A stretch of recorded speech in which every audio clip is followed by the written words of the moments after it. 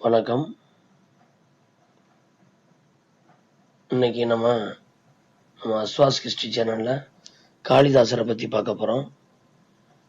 குப்த பேரரசில் 2ஆம் சந்திரகுப்தர் ஆட்சி காலத்தில் நவரத்தினங்கள் அழைக்கப்பட்ட 9 அறிஞர்கள் அரசவையை அலங்கரித்தனர்.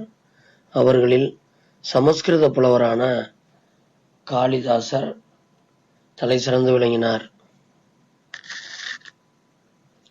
காளிதாசர் எழுதிய நூல்கள்: வடமொழி நூல் சாகுந்தலம், காப்பிய நூல்கள் ரகுவம்சமும் குமார சம்பவமும், நாடக நூல்கள் மாளவிகாக்கினிமித்திரம், விக்ரம உர்வசியம், கவிதை நூல்களான ரிது சம்ஹாரமும் மேகதூதம் ஆகிய நூல்கள் சிறப்புற்றிருந்தன. இவை காதல், இயற்கை, அழகு பற்றிய இலக்கியமாகினும் குப்தர்களின் வாழ்க்கை முறை, அரசியல் பற்றியும் கூறிய